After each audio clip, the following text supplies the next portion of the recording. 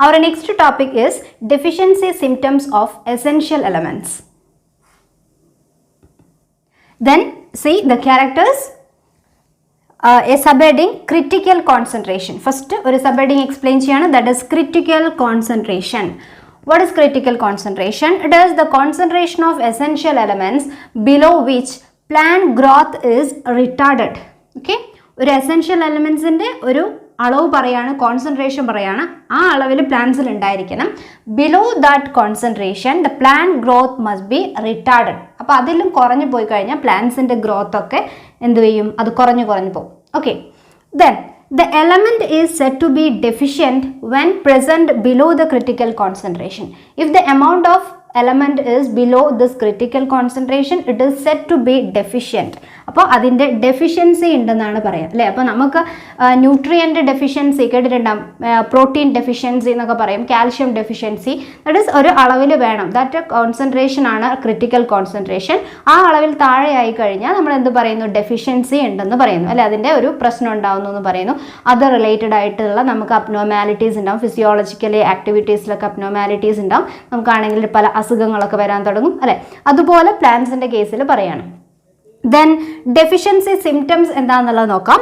The deficiency of one or more essential elements causes certain abnormalities in the physiology of plants. ഇതുപോലെ ഒന്നോ രണ്ടോ എലമെൻസിൻ്റെ deficiency വന്നു കഴിഞ്ഞാൽ അത് പ്ലാന്റ്സിൻ്റെ ഫിസിയോളജി ആക്ടിവിറ്റിയിൽ എന്ത് ചെയ്യുന്നു, അബ്നോർമാലിറ്റീസ് കോസ് ചെയ്യുന്നു. And it can be visible as some morphological symptoms അല്ലേ, നമുക്ക് പുറത്തോട്ട് കാണാൻ പറ്റുന്ന ചില സിംറ്റംസ് ആണ് പ്ലാന്റ്സിൽ വരിക. അപ്പം അതിനെ നമ്മൾ പറയുന്ന പേര് ഒന്നുകിൽ എന്താ പറയുക, ഡെഫിഷ്യൻസി സിംറ്റംസ് എന്ന് പറയുന്നു, അല്ലെങ്കിൽ പറയുന്നൊരു പേരുണ്ട്, that is called hunger sign. Okay, hunger sign എന്ന് പറയും. അപ്പോൾ ഡെഫിഷ്യൻസി സിംറ്റം എന്താണെന്ന് മനസ്സിലായി. And this deficiency symptoms are first appear in older tissues. Older tissue, പ്ലാന്റ്സിൻ്റെ ഓൾഡർ ടിഷ്യൂ, ഏജ്ഡ് ആയിട്ടുള്ള ടിഷ്യൂസിലാണ് ഈ ഡെഫിഷ്യൻസി സിംറ്റംസ് ഫസ്റ്റ് വിസിബിൾ ആവുന്നത്. ഓക്കെ, അപ്പോൾ അവിടെയാണ് എന്ത് ചെയ്യുന്നത്, ഈ സിംറ്റംസ് കാണാൻ പറ്റുക. And see what are the important deficiency symptoms.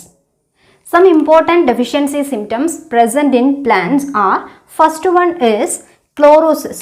Okay, first symptomത്തിന്റെ പേരാണ് chlorosis, and as the name we can identify it as something related to chlorophyll. Okay, chlorosis, that is loss of chlorophyll leading to yellowing of leaves. Okay, normally leaves are present in green color due to presence of chlorophyll. But chlorosis എന്ന് പറയുന്ന deficiency symptom വന്നു കഴിഞ്ഞാൽ chlorophyll lost ഉണ്ടാവുന്നു and leading to yellowing of leaves. Leaf എന്ത് ചെയ്യുന്നു, turn to yellow colour. നമ്മൾ കാണുന്നതാണ്, normally കാണുന്നതാണ് അല്ലേ പല പ്ലാന്റ്സിലും, അതിൻ്റെ ലീഫ് പച്ച കളറിൽ നിന്ന് മാറി മഞ്ഞ കളറിലോട്ട് മാറിയിരിക്കുന്നത് കാണാം. Clear? So and this deficiency may be due to this much of elements: nitrogen, potassium, magnesium, sulphur, iron, then manganese, zinc, molybdenum, അങ്ങനെ കുറേ എലമെൻസിന് എഴുതിയിട്ടുണ്ട്. കാരണം ഇതിൻ്റെയൊക്കെ ഡെഫിഷ്യൻസി ഉണ്ടെങ്കിലും സിംറ്റംസ് എന്താണ്, സെയിം ആയിട്ടാണ് പ്ലാന്റ്സിൽ വരുന്നത്. ഓക്കെ, ഒരേ സിംറ്റം അതിന് കാരണം ഡിഫറെൻറ്റ് എലമെൻസിൻ്റെ ഡെഫിഷ്യൻസി ആവാം. Next one, that is second, necrosis. Another symptom name is necrosis. Necrosis means actually it is a localized death of tissues ആണ്, mainly leaf tissues. Okay, പ്ലാന്റ്സിലെ leaf ടിഷ്യൂസിലൊക്കെ localised death എന്ന് പറയുമ്പോൾ ചില സ്ഥലങ്ങളിലായിട്ട് അവിടെ ടിഷ്യൂസ് നശിച്ചു പോയിരിക്കുന്നത് കാണാം.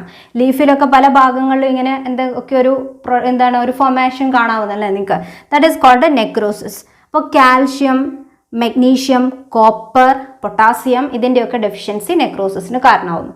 The next is inhibition of cell division. Okay, third one, inhibition of cell division. Cell division inhibit ചെയ്യുക, കുറഞ്ഞു പോകുക എന്ന് വെച്ചാൽ ഗ്രോത്ത് സ്റ്റാൻഡേർഡ് ആവുക എന്നാണ് മീനിങ്, പുതിയ സെൽസ് ഫോം ചെയ്യുന്നത് ഇല്ലാതാവുക. And it is due to the deficiency of nitrogen, potassium, sulphur, molybdenum. Okay, then next symptom that is delayed flowering. Delayed flowering or late flowering. Plant ഇങ്ങനെ വലുതാവല്ലാതെ അതിൽ flowering time ആയിട്ടും flowers ഉണ്ടാവാതിരിക്കുക, delayed flowering. And it is due to the deficiency of nitrogen, sulphur or molybdenum. This are the common or very important ആയിട്ടുള്ള deficiency symptoms.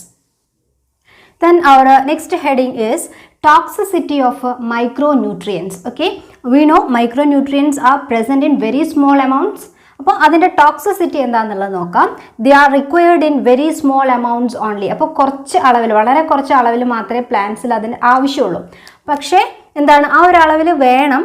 ആ moderate decrease വന്നു കഴിഞ്ഞാൽ ആ ഒരു അളവിനേക്കാളും കുറഞ്ഞു പോയി കഴിഞ്ഞാൽ എന്താ കോസ് ചെയ്യുന്നത്? It cause the deficiency. അത് ഡെഫിഷ്യൻസി ആയിട്ട് മാറും. പക്ഷേ മോഡറേറ്റ് ഇൻക്രീസ്, ഇനി അളവ് കൂടിപ്പോയാലോ കുറച്ച് മതി, കുറച്ച് അധികം ആയി കഴിഞ്ഞാൽ it will cause that toxicity. Okay, macro ന്യൂട്രിയൻസിൻ്റെ കേസിൽ ഡെഫിഷ്യൻസി ഉണ്ട്, പക്ഷെ കുറച്ച് കൂടിക്കഴിഞ്ഞാൽ ടോക്സിക് ആയിട്ട് മാറുന്നില്ല. മൈക്രോ ന്യൂട്രിയൻസ് ആണ് അതിൻ്റെ moderate increase may cos toxicity. Then excessive quantity of an element inhibit the uptake of another element. അപ്പോൾ ഏതെങ്കിലും ഒരു എലമെൻറ്റിൻ്റെ അളവ് പ്ലാന്റിൽ കൂടുകയാണെങ്കിൽ ചിലപ്പോൾ അത് മറ്റു പല എലമെൻസിൻ്റെയും അളവ് കുറയാൻ കാരണമാകും. For example, manganese compete with iron and magnesium for uptake. മാംഗനീസും അയേണും മഗ്നീഷ്യം ഒക്കെ തമ്മിൽ എപ്പോഴും കോമ്പറ്റീഷൻ നടക്കുന്നുണ്ട്. എന്തിനു വേണ്ടിയിട്ടാണ്? Manganese inhibit calcium translocation. Manganese അതേപോലെ കാൽഷ്യം ട്രാൻസ്ലൊക്കേഷനെ എന്ത് ചെയ്യുന്നു? ഇൻഹിബിറ്റ് ചെയ്യാണ്, കുറയ്ക്കുകയാണ് ചെയ്യുക. പക്ഷേ മാംഗനീസിൻ്റെ അളവ് പ്ലാന്റ്സിൽ കൂടുകയാണെങ്കിൽ കാൽഷ്യം ട്രാൻസ്ലൊക്കേഷൻ അത് ഇൻഹിബിറ്റ് ചെയ്യും. Then manganese compete with magnesium for binding with enzyme. മാംഗനീസിൻ്റെ അളവ് ഇൻക്രീസ് ചെയ്യുമ്പം എന്താ ചെയ്യുന്നത്? മഗ്നീഷ്യം എൻസൈമായിട്ട് ബൈൻഡ് ചെയ്യുന്നത് എന്ത് ചെയ്യുന്നു? അത് കുറയ്ക്കുന്നു. സോ ഇപ്പോൾ നമ്മൾ ആക്ച്വലി പറഞ്ഞു കഴിഞ്ഞാൽ മാംഗനീസ് ടോക്സിസിറ്റി, മാംഗനീസിൻ്റെ അളവ് കൂടുതലാണെന്ന് പറയുമ്പം അതേസമയം ആ പ്ലാന്റ്സിൽ എന്തൊക്കെ പ്രശ്നങ്ങളാണുള്ളത്? It may lead to the deficiency of iron, magnesium, calcium etcetera. Okay, അപ്പോൾ ഇതിൻ്റെ ഡെഫിഷ്യൻസിക്ക് കാരണം മറ്റൊരു എലമെൻറ്റിൻ്റെ ടോക്സിസിറ്റി ആയിരിക്കാം. Next heading in your textbook, that is mechanism of absorption of elements. Okay, അതിൽ ഏറ്റവും ഇമ്പോർട്ടൻ്റ് വേണ്ട പോയിന്റ്സ് മാത്രം നോട്ട് ചെയ്ത് പറയാണ്, ശ്രദ്ധിക്കുക. മെക്കാനിസം ഓഫ് അബ്സോർപ്ഷൻ ആണ്, എങ്ങനെയാണ് പ്ലാന്റ്സിനുള്ളിലേക്ക് എലമെൻറ്റ്സിനെ അബ്സോർബ് ചെയ്യുന്നത്. And this absorption actually occurs in 2 phases. 2 phase ആയിട്ട്, 2 സ്റ്റേജ് ആയിട്ടാണ് നടക്കുന്നത്.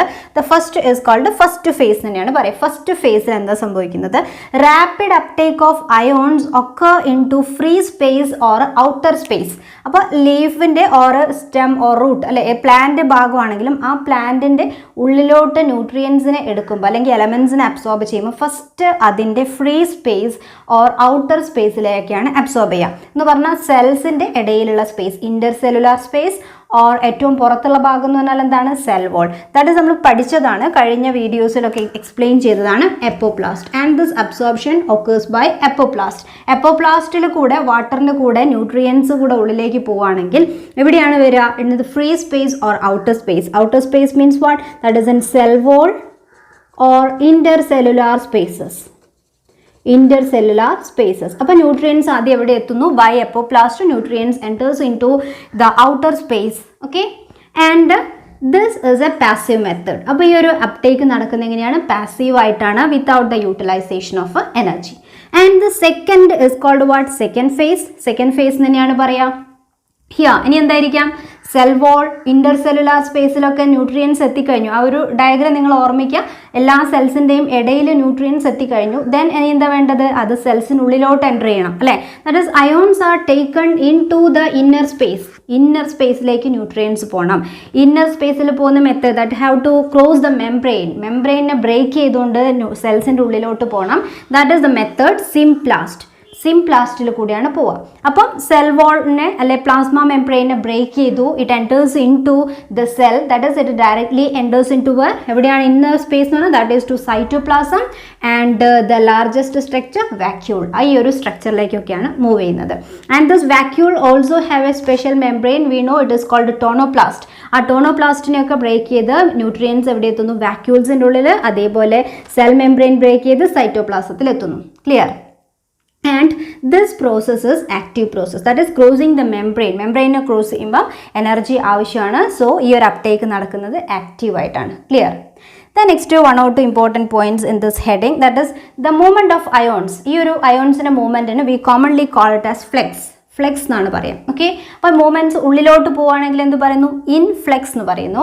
അതേപോലെ ഔട്ട്വേർഡ് മൂവ്മെൻറ്റ് ആണെങ്കിൽ അയോൺസിൻ്റെ ഔട്ട്വേർഡ് മൂവ്മെൻറ്റ്സിന് പറയാം എഫ്ലെക്സ് എന്നാണ്. ഓക്കെ, അപ്പോൾ flux, inward influx, outward is efflux. The next heading is translocation of solutes. Solution translocation, long distance transport. Plants ഉള്ളിലോട്ട് വന്നു കഴിഞ്ഞാൽ എങ്ങനെയാണ് അത് എല്ലാ സ്ഥലങ്ങളിലോട്ടും എത്തുന്നത്. Actually, these mineral salts are translocated through the xylem along with the ascending stream of water. സൈലത്തിലൂടെ മുകളിലോട്ട് പോകുന്ന water അതിൻ്റെ കൂടെ തന്നെയാണ് എന്ത് ചെയ്യുന്നത്, ഈ സൊല്യൂട്ട്സും അല്ലെങ്കിൽ നമുക്കറിയാം ഈ മിനറൽസും എന്ത് ചെയ്യുന്നത്, മുകളിലോട്ട് പോകുന്നത്. Then it is pulled up through the plant by transpiration pull. Okay, that is this ascent of sap. എന്തിനെ ഡിപ്പെൻഡ് ചെയ്യുന്നു നമ്മൾ പഠിച്ചു, root pressure and transpiration pull. Transpiration നടക്കുമ്പോൾ ഉണ്ടാകുന്ന ആ ഒരു വാട്ടർ ചാനലിൽ കൂടിയാണ് ഈ പ്രോസസ്സ് കംപ്ലീറ്റ് ചെയ്യുന്നത്. The next heading is soil as a reservoir of essential elements. You can see this heading in your textbook.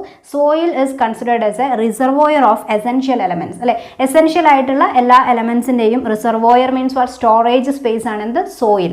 അപ്പോൾ അതിന് പറയാനുള്ള reasons, weathering of rocks enriches the soil with dissolved ions and inorganic salt. അപ്പോൾ rock weathering നടന്നിട്ടാണ് soil ഉണ്ടാവുന്നത്. പാറ പൊടിഞ്ഞിട്ടാണ് മണ്ണുണ്ടാവുന്നത് നമുക്കറിയാം. അപ്പോൾ ആ rock weathering സമയത്ത് അതിൽ ഉണ്ടാവുന്ന ഒരുവിധം എല്ലാ അയോൺസും ഇനോർഗാനിക് സോൾട്ടും എന്ത് ചെയ്യുന്നു, സോയിലിൻ്റെ എൻറിച്ച്മെൻറ്റ്, സോയിലിലുള്ള ന്യൂട്രിയൻസിൻ്റെ അളവ് കൂട്ടുന്നു. Then soil has the capacity to hold water. സോയിലിന് വാട്ടറിനെ ഹോൾഡ് ചെയ്യാനുള്ള കപ്പാസിറ്റി ഉണ്ട് അല്ലേ. അതേപോലെ nitrogen, soil contain many nitrogen fixing free bacteria and other microbes, and these microbes, some microbes act as a decomposer and it will helps to enrich the nutrients of soil. At the same time, some free nitrogen fixing bacteria are present in the soil. This will helps to increase the amount of nitrogen in soil. Then soil supplies air to root. അപ്പോൾ റൂട്ടിനുള്ളിലോട്ട് ആവശ്യമുള്ള air, ഓക്സിജൻ്റെ ഒക്കെ presence കൊടുക്കുന്നുണ്ട്. Then if deficiency is there, if a deficiency of any element is there, soil എന്തെങ്കിലും ഒരു എലമെൻസിൻ്റെ deficiency വന്നു കഴിഞ്ഞാൽ നമ്മൾ എന്ത് ചെയ്യുന്നു, need for supplying our fertiliser. അപ്പോൾ ഫെർട്ടിലൈസേഴ്സിൽ കൂടിയാണ്, ആ ത്രൂ ഫെർട്ടിലൈസേഴ്സാണ് നമ്മൾ എന്ത് ചെയ്യുന്നത്, ഈ ഡെഫിഷ്യൻ്റ് ആയിട്ടുള്ള എലമെൻറ്റ്സ് സോയിലിലോട്ട് അപ്ലൈ ചെയ്യുന്നത്.